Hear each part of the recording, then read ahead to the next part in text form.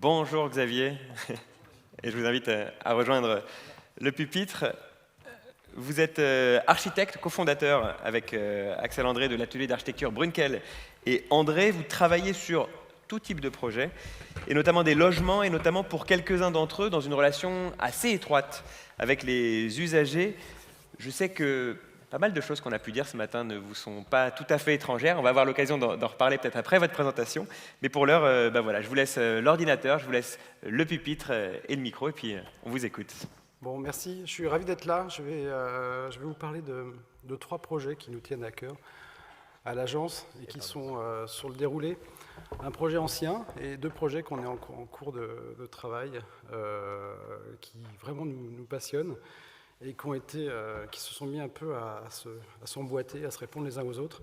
Et donc un projet qui est le premier, qui est un projet qui est un peu mon coming out, parce que on est quelques-uns à travailler sur des problèmes de copropriété avec une commande privée, avec des gens qui habitent dedans, qui sont des propriétaires. Et c'est vrai que c'est assez peu évoqué. Et je voulais vous en parler aujourd'hui parce que ça fait partie d'une réalité de l'agence. Notre agence est située aux Abbesses, donc on est encore parisien. Je suis désolé, il y a plein de Parisiens aujourd'hui. Et celui-ci est à proximité, notre agence est à proximité du quartier de la Goutte d'Or. Et on a été appelé pour cette histoire du 63 Mira, parce que dans le cadre de l'OPH, qui était un projet de sortir de la salubrité des immeubles de la Goutte d'Or, la CEMAVIP, qui était l'organisme en charge de ce projet, avait cartographié tout le quartier avec 3 couleurs. Le vert, quand ça allait bien, le orange, quand c'était un peu délicat, et le rouge, quand l'immeuble était frappé de péril. Et on a été appelé sur cet immeuble-là par les habitants, par une relation de proximité.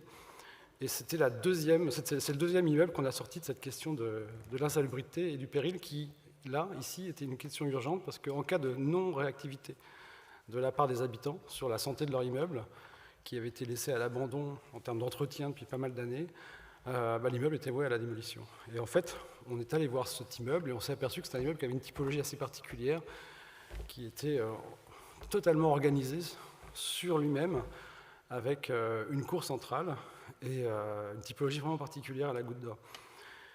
Et on s'est dit, mais qu'est-ce qu'on fait ? Quelle est la réponse qu'on peut apporter ? Est-ce qu'on peut sauver cet immeuble ? Est-ce qu'il va être démoli ? Comment on aborde cette question-là ?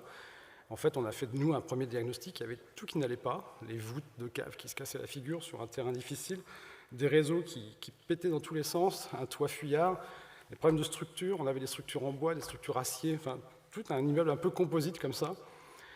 Et en fait, on a rencontré les habitants parce que quand on fait un projet comme ça, on est forcément exposé directement à la réalité des usages, à tout ça.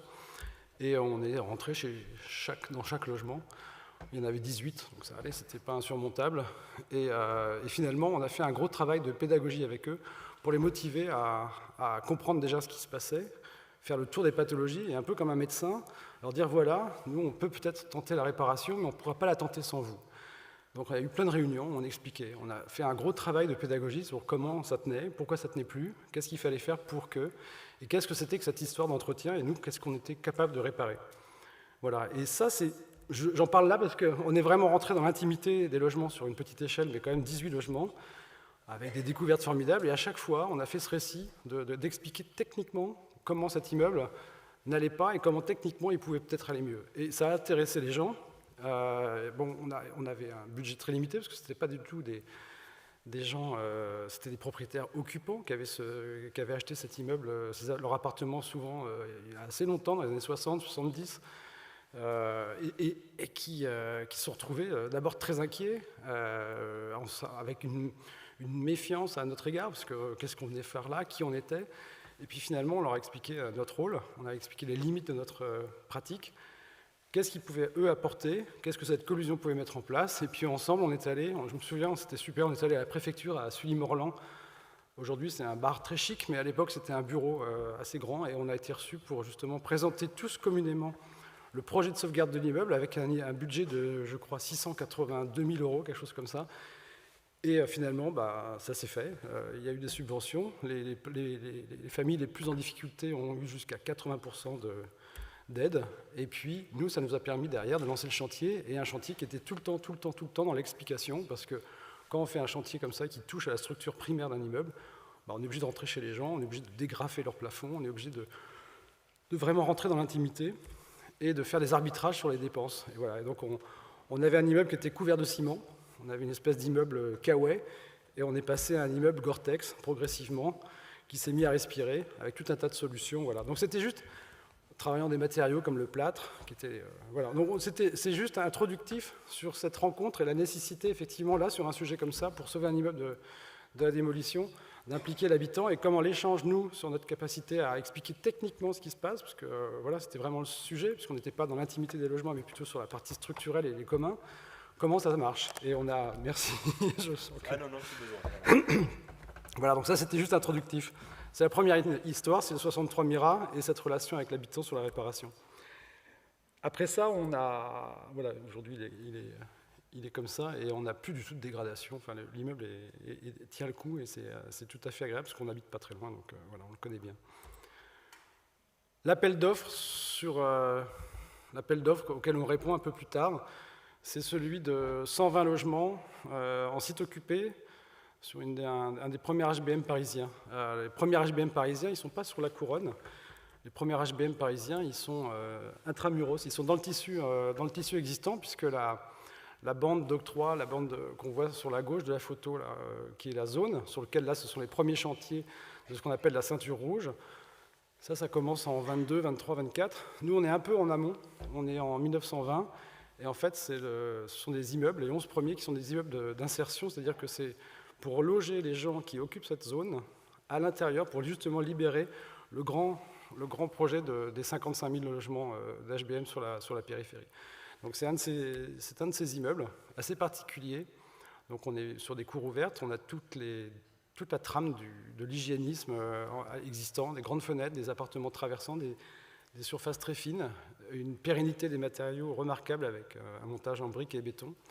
Et on découvre ce bâtiment. On n'a jamais travaillé sur ce type de typologie à Paris.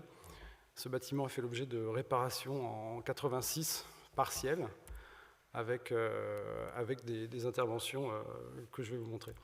Ça, c'est la typologie initiale. On a une matrice qui se répète avec des variables, mais en gros, on a une matrice qui est celle-ci avec un escalier, un petit balcon, enfin une toute petite terrasson, un toilette commun pour 2 logements. Les 2 logements sont constitués d'une petite cuisine séjour de 13 mètres carrés et d'un espace nuit qui fait 18 mètres carrés, qui est séparé par une cloison à mi-hauteur, qui fait à peu près 1,80 m de haut.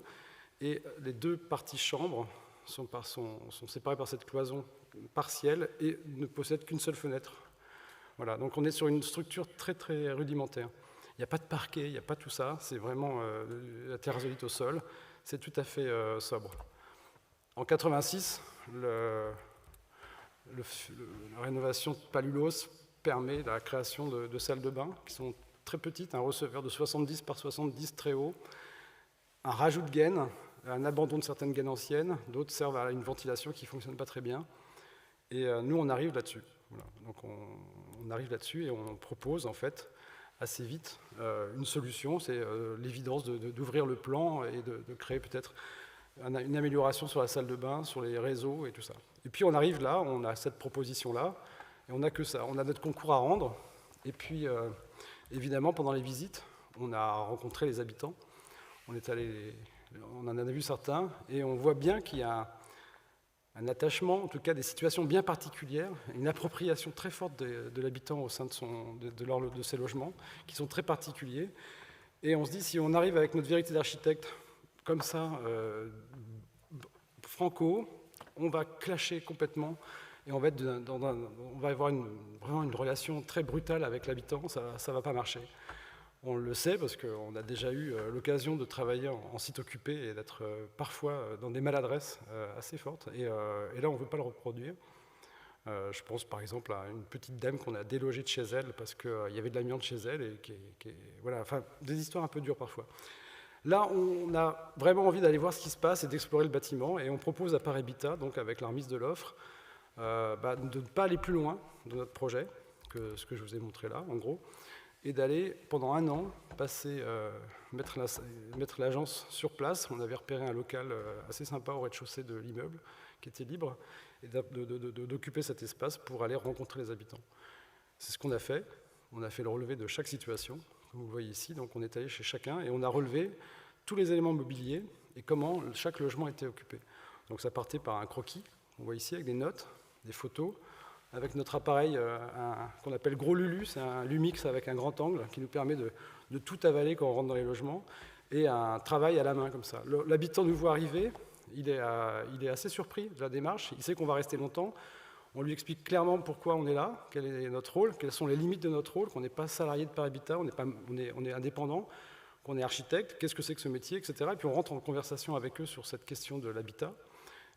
Et particulièrement, ils nous voient bosser. En fait, ils nous voient bosser, ils nous voient mettre au clair tous ces plans, et on les exprime tous sous la forme de ces relevés, des relevés habités, et qui nous permettent de rencontrer tout le monde. On a notre QG sur place, donc c'est une salle comme ça où on a tous les 120 logements qui sont affichés au mur, une espèce de vision comme ça panoramique qui est assez intéressante, avec tous les empilements.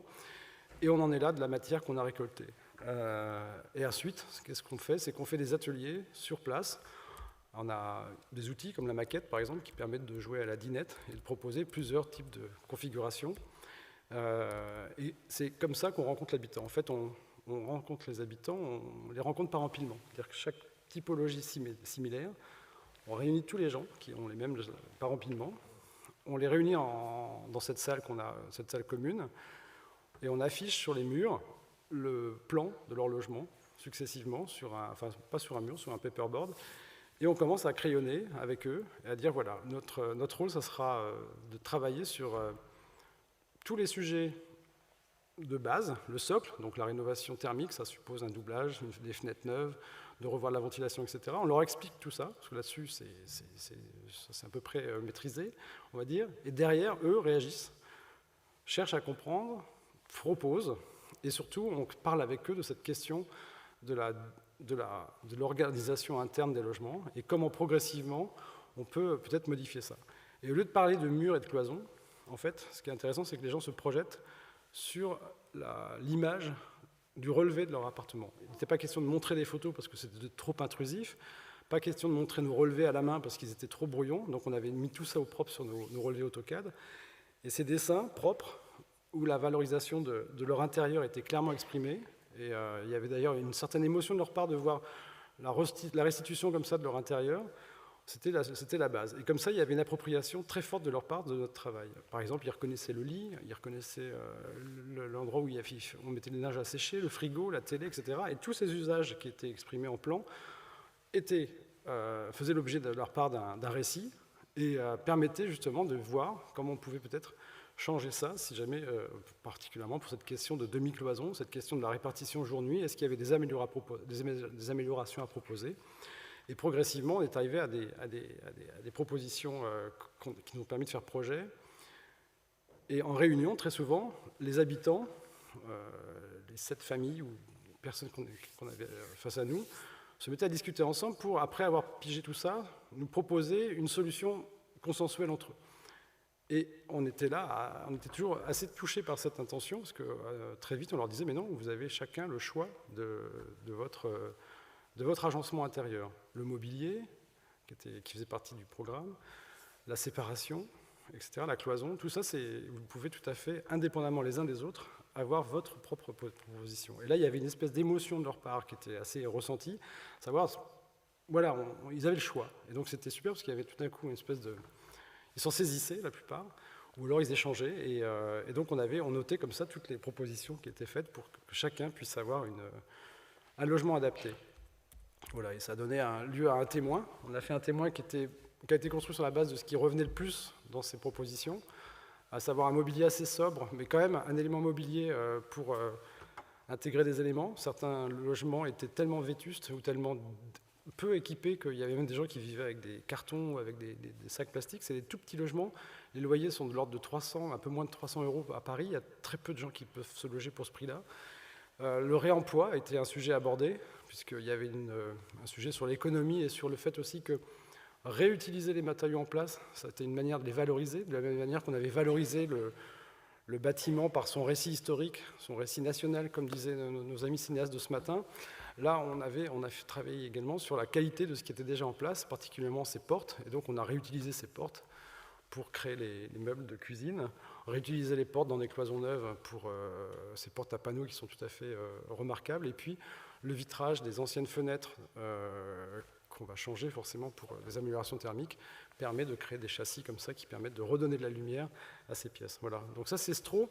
Aujourd'hui on va commencer le chantier bientôt, mais sur la base de ce témoin et de la rencontre avec les habitants, de la simulation des loyers et des quittances, comme l'expliquait Alain Schwerer ce matin, eh ben, le vote a été positif à la hauteur de 89%, donc ça nous a tout à fait encouragés et c'était tout à fait formidable d'avoir ce retour sur ce travail effectué qui effectivement a pris du temps, mais je crois que le temps c'est effectivement peut-être un des moyens pour arriver à travailler sur ces projets de rénovation.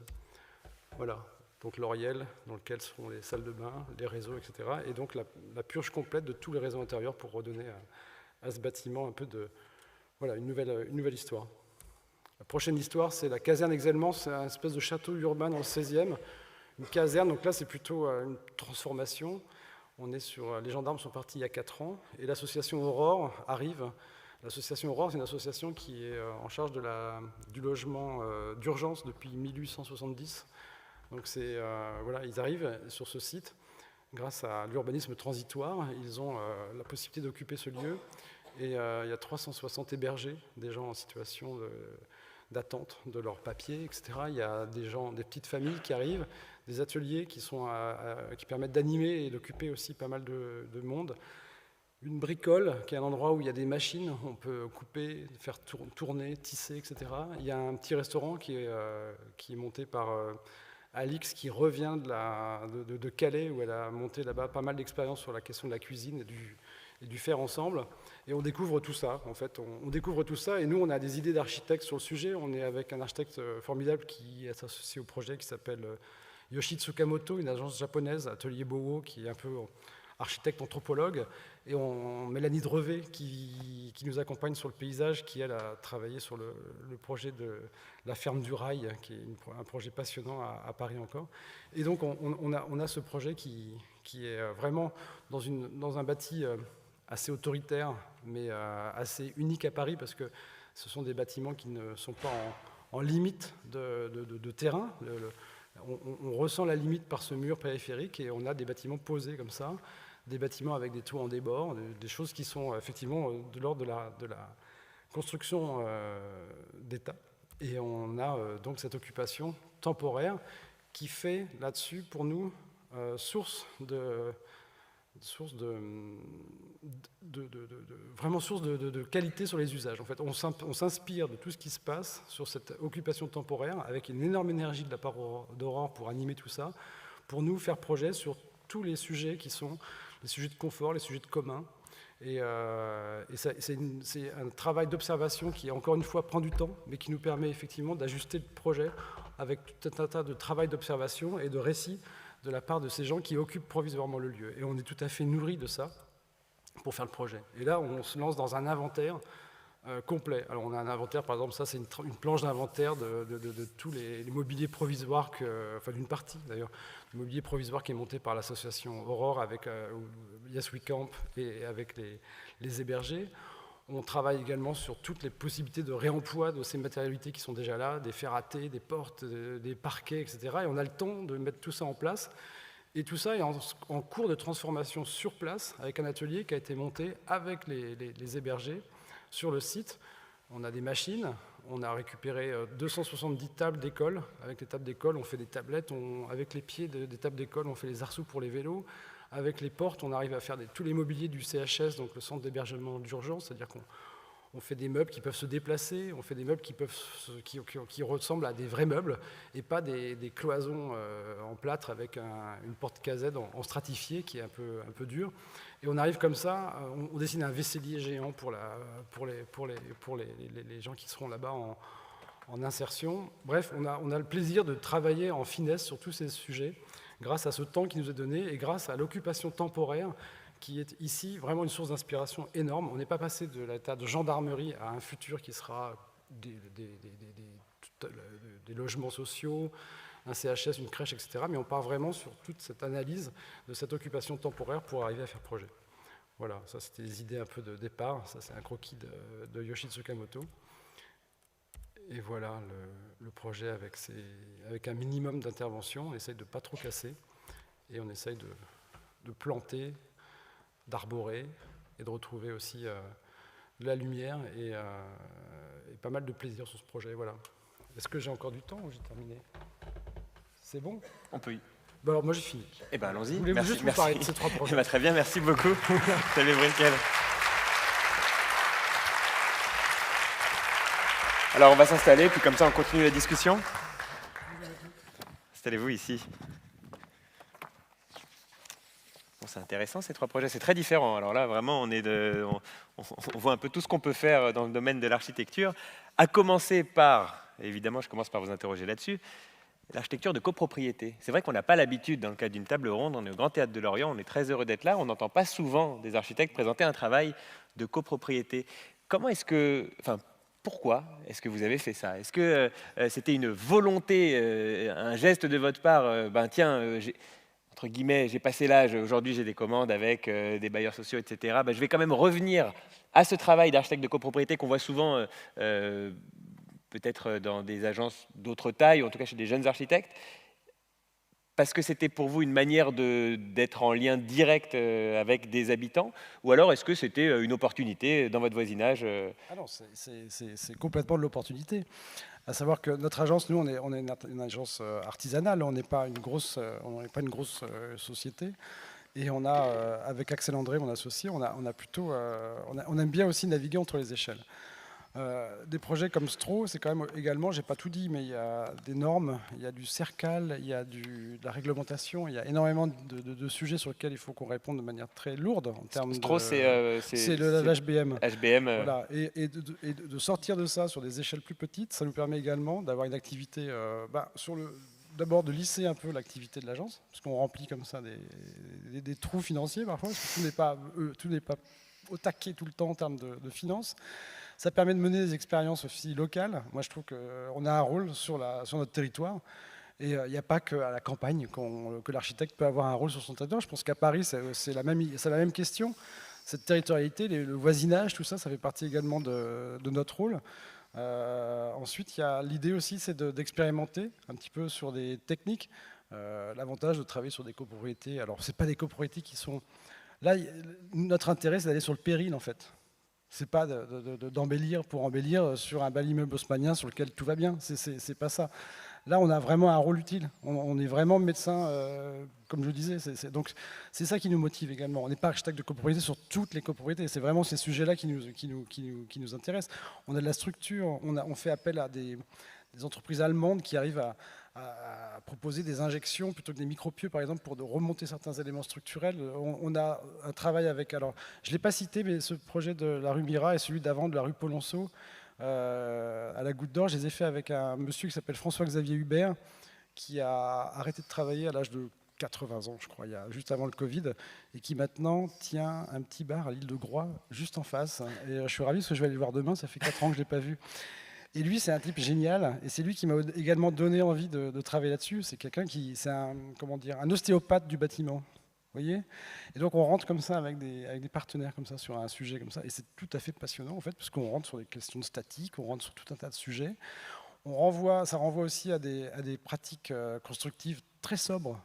Et ça aussi, pour les projets d'aujourd'hui et de demain, la sobriété de cette mise en œuvre, elle est tout à fait passionnante. On est avec du réemploi. On est avec du réemploi parce que les immeubles de ces faubourgs, on retrouve dans certains pans de bois des tenons mortaises qui sont des traces d'usage précédent.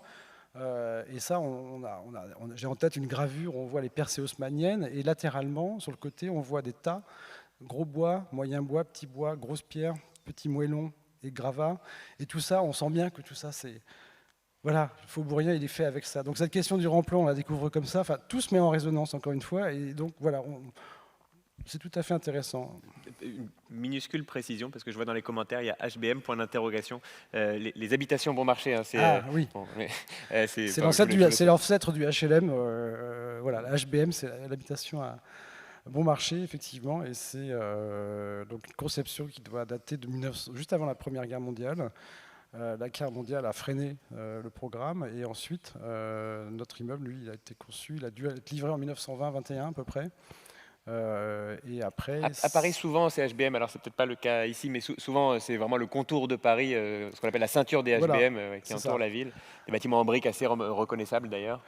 Toute la ceinture de Paris est dédiée normalement à une ceinture verte. Et puis il y a une pression telle avec l'exode et tout ça, et l'industrialisation, qu'il faut loger, il faut loger, il faut loger. Et il y a un gros débat et c'est la ville qui l'emporte, heureusement. Ça aurait pu être une autre histoire qui se serait construite sur la périphérie parisienne.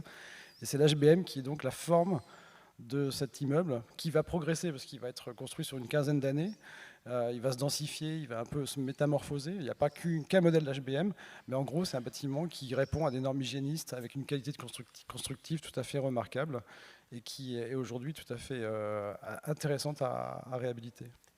Un mot encore, j'aimerais revenir sur cette question de l'architecture quand vous travaillez en copropriété, avec les copropriétés. Vous nous disiez, ça nourrit un peu, les exercices se nourrissent un petit peu les uns les autres. Est-ce que ça veut dire que pour vous, vous encouragez des pratiques un peu diverses comme ça de l'architecture? C'est ce qui vous nourrit vous, mais selon vous, c'est une piste aussi pour peut-être être en lien un peu particulier avec l'habitant. Souvent, le lien avec l'habitant, il se fait par la maison individuelle, en fait. Quand on n'a pas l'occasion de construire des maisons individuelles parce que c'est peut-être pas le territoire ou quoi, on peut passer par... En fait, oui, on peut passer par là. En fait, ce qu'il faut, c'est aller rencontrer l'habitant. Je pense qu'il y a quand même un problème, je ressens ça assez souvent, entre la pratique de l'architecture et la rencontre avec l'habitant. Il y a très longtemps, quand on faisait la rue Rebière, qui est une rue le long du cimetière des Batignolles, je me souviens d'avoir entendu un ami architecte dire « il ne faut pas revenir sur le lieu du crime ». Alors que c'est assez génial. Moi, je me souviens être revenu sur l'immeuble qu'on avait. C'est à cette occasion de la rue Rebière qu'on a rencontré l'atelier Bohou avec un projet qu'on a beaucoup aimé là-bas, qui était très difficile à sortir, mais qui était tout à fait intéressant, qui posait plein de sujets justement sur les usages intérieurs, etc. On parlait tout à l'heure de la cuisine et de la relation cuisine-séjour. Enfin, tout ça, ça cuisine.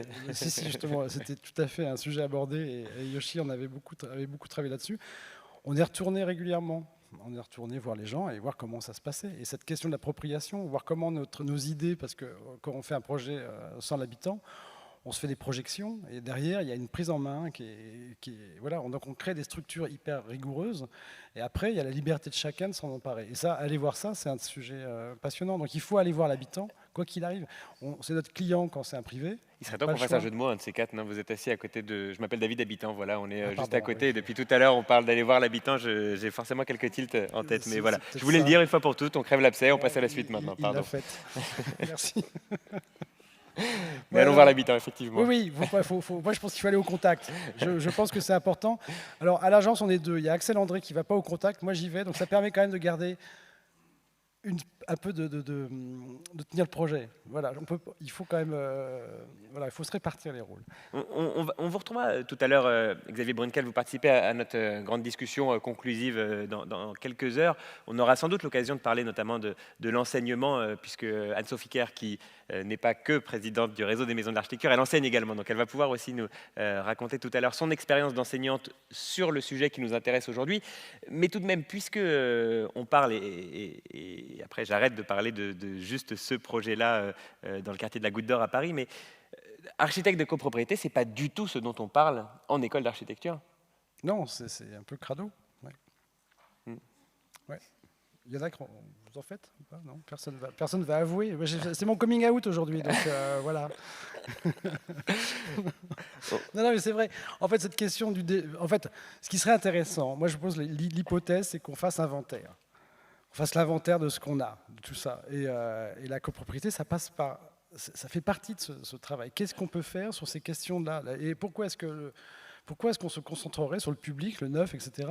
Pourquoi cette question du déjà-là, quelle que soit sa forme, son montage financier, etc., sa propriété, voilà, le fait d'avoir 60 habitants gérés par un bailleur, c'est une situation compliquée. Mais le fait d'avoir 60 habitants indépendants gérés autour d'un syndic, tous partenaires sans savoir, d'un commun, Comment on construit ça? Comment on met en place une prise de conscience par rapport à ça? Comment on arrive à motiver les choses? C'est en expliquant. Il y a un gros travail de pédagogie. Et il y a des sujets sur le territoire parisien, mais ailleurs aussi, qui sont passionnants. Et que ça soit public ou privé, le bâtiment a le même intérêt. Donc et c'est faire sortir, nous, la passion qu'on a pour cette question structurelle, la question de la typologie, de l'explication, remonter l'histoire, faire récit, en fait, auprès de l'habitant, qui permet de progresser et d'arriver peut-être à faire quelque chose de cohérent. Voilà, mais est-ce que très concrètement, ça fait évoluer votre pratique? Alors là, dans la présentation que vous nous proposez, il y a une gradation, enfin en tout cas, il y a un passage, un récit, on va dire, d'un projet à un autre, et donc l'histoire, elle se raconte un petit peu comme ça. Maintenant, je vous demande, vous, dans les faits, c'est vraiment ça? C'est vraiment la copropriété dans le quartier de la Goutte d'Or qui vous amène, dans le cadre de l'habitation bon marché Rustro, à avoir ce rapport-là avec les personnes qui vont habiter dans les logements sur lesquels vous travaillez? En fait, oui, je pense que oui, on a d'autres expériences, mais oui, absolument, c'est l'intérêt. On a plein d'histoires marrantes. La Goutte d'Or, par exemple, réparer, c'est également rassembler, je pense, autour de cette question du commun, encore une fois. À la Goutte d'Or, je me souviens, il y avait un chiotte commun au rez-de-chaussée qui était complètement défoncé. C'était le monsieur qui s'occupait de la boutique qui était en lien avec la mosquée un peu plus loin, qui s'en servait pour faire ses ablutions depuis 40 ans, 50 ans. Il n'y avait pas d'étanchéité, et à cet endroit-là, il y avait un fond de voûte qui était complètement bouffé. La matière, la pierre calcaire qui est dans ces immeubles est très, très fragile, pas de très bonne qualité, elle ne résiste pas bien à l'eau. Et donc, on avait un gros problème. Et ce monsieur n'était pas tellement aimé par les autres copropriétaires, parce que c'était lui qui avait foutu en l'air les chiottes communs de rez-de-chaussée dont personne ne se servait, parce que c'était vraiment son truc. On est arrivé, on a réparé, on est allé le voir, on lui a demandé comment il pratiquait ses ablutions, il nous a expliqué ce qu'il lui fallait, la hauteur du robinet, le siphon de sol, enfin qu'est-ce qu'il était pratique pour que ça marche pour lui, et qu'également ça puisse toujours servir au commun. On a réparé ce petit lieu en fonction de ces critères-là, et ça s'est hyper bien passé. Et depuis, ça a un peu corrigé Ça ouvre les usages. Oui, c'est ça. Enfin, ça reprend les usages. Et donc, ces petites histoires cumulées. Une autre fois, c'était un pianiste au 5e étage. On installait un ascenseur pour un immeuble de Paris Habitat.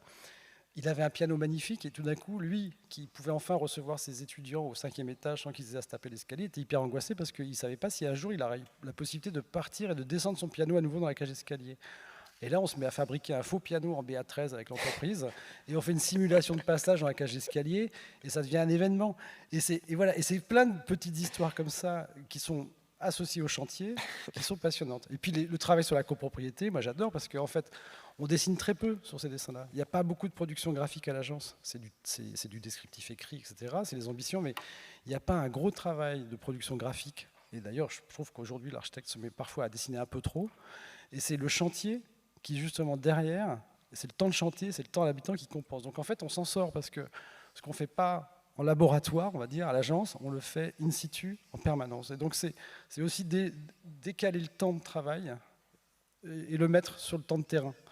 Et ça aussi, ça fait partie des joies de la copropriété, c'est-à-dire qu'on n'est pas obligé de rassurer tout le monde d'un point de vue juridique, en amont, etc. Parce que bien souvent, la production de l'architecte, il y a des plans utiles, il y a des coupes utiles, puis il y a des coupes un peu qui vont être les coupes rassurantes et qui sont les coupes de la peur, en fait. Les coupes qu'il faut que tout soit dessiné, parce que voilà, le problème, c'est que derrière, c'est des coupes qui ne sont pas les coupes de confiance, qui sont plutôt les coupes de la défiance. Et ça fige un peu le projet. Voilà, et ça fige le projet. Alors que ces projets-là, au contraire, ils sont hyper agréables, parce que justement, ils sont dans cette veine-là. Et la relation avec l'entrepreneur est géniale. Et puis trouver des entrepreneurs qui sont capables de venir sur ces territoires-là, en pleine Goutte d'Or, c'est aussi des gens qui sont motivés par certaines pratiques, et c'est souvent des très bons maçons, c'est des gens formidables. Voilà. Donc tout ça reste des motivations.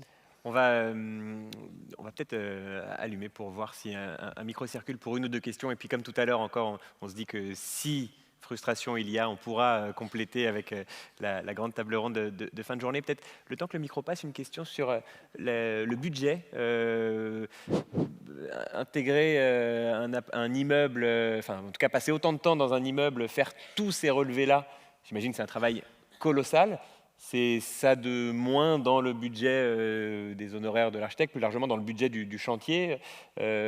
Comment est-ce qu'on s'y retrouve? Est-ce qu'il y a des économies par l'arrière à faire, ou est-ce que c'est aussi de la part du bailleur, là en l'occurrence c'est un bailleur, qui doit mettre plus la main à la poche pour avoir cette qualité de logement? Alors, on a un peu merdé sur nos honoraires, c'est vrai, pour Stro. On a été un peu... Voilà. Alors, on était accompagné au début avec une force FORS qui sont des sociologues qui devaient nous accompagner sur la rencontre avec l'habitant, etc. Et puis, finalement, on a réduit leur mission. Ils ont vu qu'on était tellement enthousiastes à faire ça qu'ils se sont dit, bon, bah, nous, on vous laisse. Et on a récupéré leurs honoraires, donc ça c'était bien vu.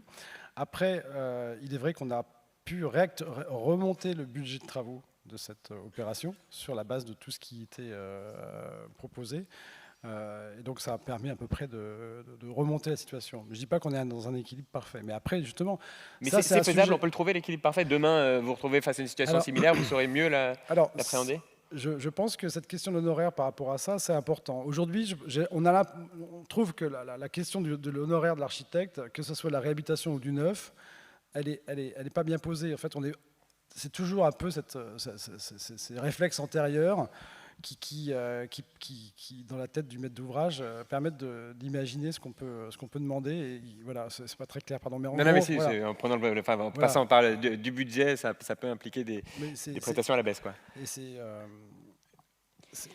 voilà, l'idée, c'est est-ce que la question de la réhabilitation, est-ce qu'elle pose pas la question de la masse de travail que ça représente sur une réhabilitation comme Stro ou comme la caserne, par exemple?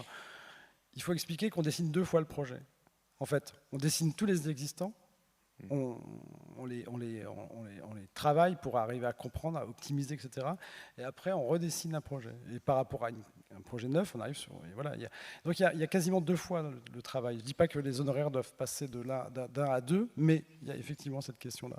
Et ça, je pense que c'est un vrai sujet à reposer. La question du réemploi, est-ce qu'on la confie à des AMO ? Des assistants à maîtrise d'ouvrage, oui, c'est ça, qui vont s'occuper de ça. Ou est-ce que nous, on l'intègre? Est-ce que ce n'est pas à nous de nous en saisir et à ce moment-là de faire en sorte que nos honoraires soient réévalués en intégrant cette dimension-là? Voilà, clairement, moi j'ai envie de poser ces questions-là parce que c'est vrai qu'elles sont assez rarement abordées et il y a une sensibilité de tous pour ce sujet-là. On va écouter une question, si vous voulez bien vous présenter, madame. Oui, bonjour, Marie-Vonne Loiseau. Je suis habitante à Lorient et future habitante d'un projet d'habitat participatif en coopérative d'habitants à Lorient. Je voulais témoigner de l'expérience de construction, de conception collective et de cette histoire, de cet habitat qui est actuellement en grand danger et qui ne verra peut-être... On a 2 mois pour trouver les quelques financements qui nous manquent, après 10 ans de travail. Donc voilà où on en est. Nous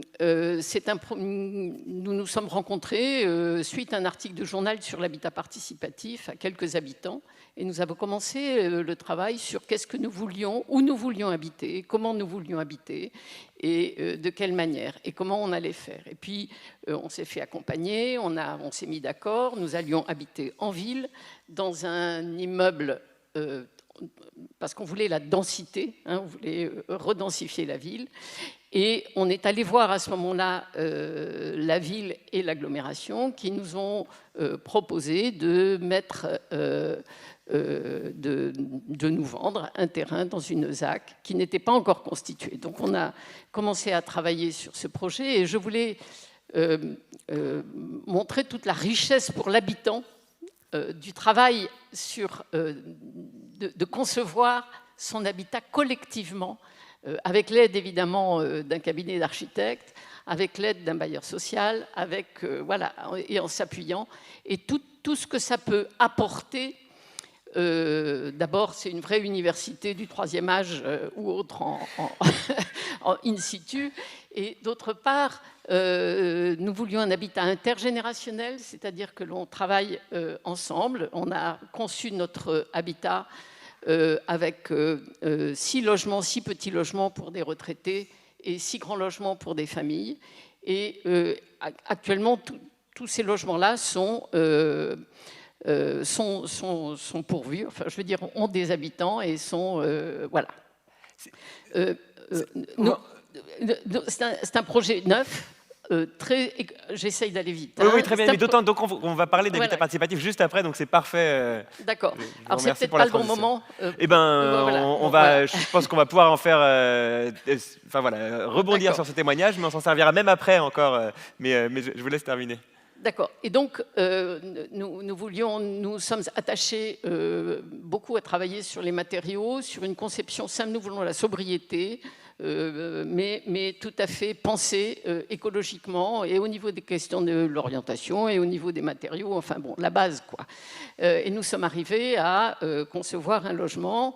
Nous avons travaillé avec les architectes de manière très intéressante puisqu'ils sont venus chez nous travailler et voir un petit peu comment on habitait l'espace et comment, et du coup, quel type de logement nous avions. Et ensuite, ils ont conçu l'immeuble en fonction de ces types de ces appartements-là que nous avions co-conçus en quelque sorte.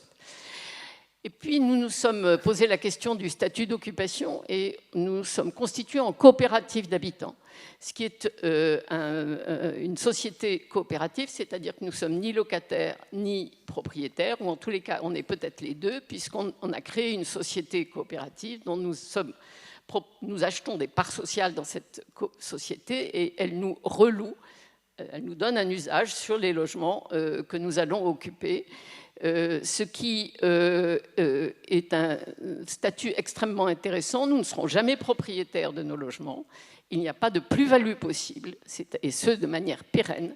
C'est-à-dire que dans le temps, l'accès au logement, je veux dire, c'est vraiment une troisième voie en ce qui concerne l'accès au logement. Nous avons des prêts PLS sur 40 et 50 ans, 40 ans sur le bâti et 50 ans sur le foncier. Nous avons été extrêmement appuyés par la ville et l'agglomération de Lorient. Et voilà où on en est. Nous lançons les appels d'offres en 2019. L'ouverture des prix est catastrophique puisque crise Covid oblige, enfin c'est 2020 plutôt, crise Covid oblige 20% d'augmentation sur les prix de construction, donc on n'a pas pu à ce moment-là finaliser et répondre aux appels d'offres et signer les appels d'offres. Donc, et on se dit, bon, on va retravailler notre projet de manière à faire des économies. Nous avions 2 petits bâtiments, on n'en a fait qu'un, on a changé notre système de chauffage. Et Madame, vous savez, dans les séries, parfois il y a un cliffhanger. Au moment où on s'y attend le moins, au moment où on a envie d'avoir la solution de l'énigme, la série s'arrête et c'est une page de pub. Je vous propose beaucoup mieux qu'une page de pub. On va déjà réagir parce qu'il y a des choses très intéressantes là-dessus, mais je vous propose qu'on reprenne, qu'on vous redonne la parole un tout petit peu plus tard dans l'après-midi. On parlera d'habitat participatif et là on va savoir ce qui se passe. On a quelques petites idées en tête en réalité, mais on va pouvoir continuer cette histoire et je vous remercie vivement en tout cas pour votre témoignage. On va le prolonger tout à l'heure, mais tout de même, Xavier Brunkel, puisque on vous a là, on ne parle pas d'habitat participatif depuis tout à l'heure, mais finalement, en fait, on s'y retrouve tout à fait. Évidemment que dans l'habitat participatif, on entend ces histoires-là où l'architecte vient voir exactement comment les gens vont vivre, parce qu'on connaît déjà les personnes qui vont habiter dans le logement et parce qu'on les accompagne tout du long.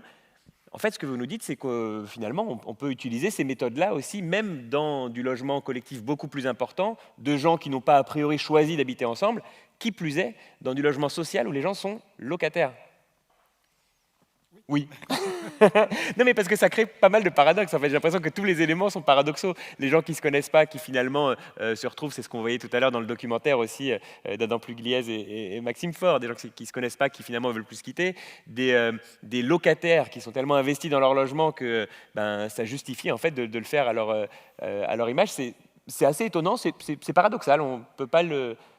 Oui, Enfin, de l'extérieur, on ne sait pas ça. Il y a le risque de l'angélisme sur ces récits-là qui peut poser problème, mais je crois que oui, il faut toujours tenter. Il faut toujours tenter, oui, absolument. Est-ce qu'on a le temps pour une dernière question très rapide et puis non, la suite tout à l'heure. On parlera d'habitat participatif. Alors, ça sera encore mieux. On va pouvoir, parce que là, je dois bien avouer qu'on est tous dans un état de stress de ne pas savoir comment cette histoire se finit.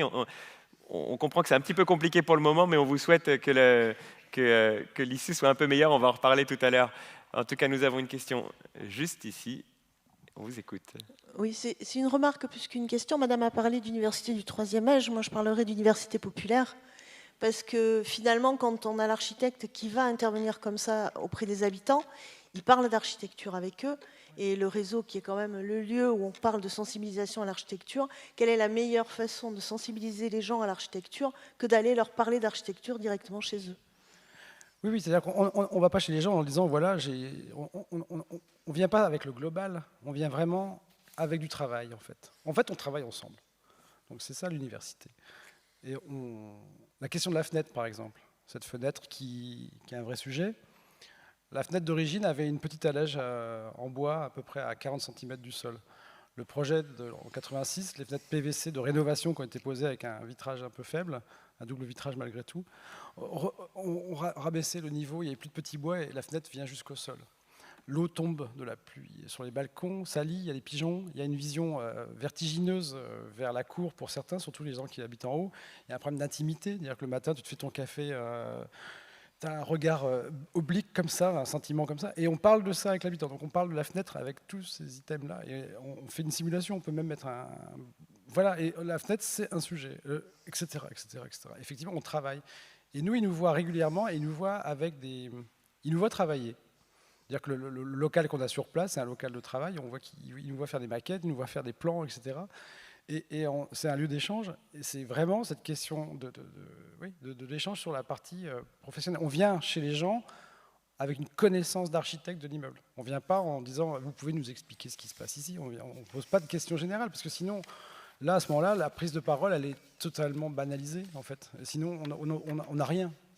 Si jamais je commence à leur demander « faites-moi le déroulé de votre journée, par exemple, dans l'immeuble », ça sera très compliqué d'avoir une information utile. Et en fait, non, il faut...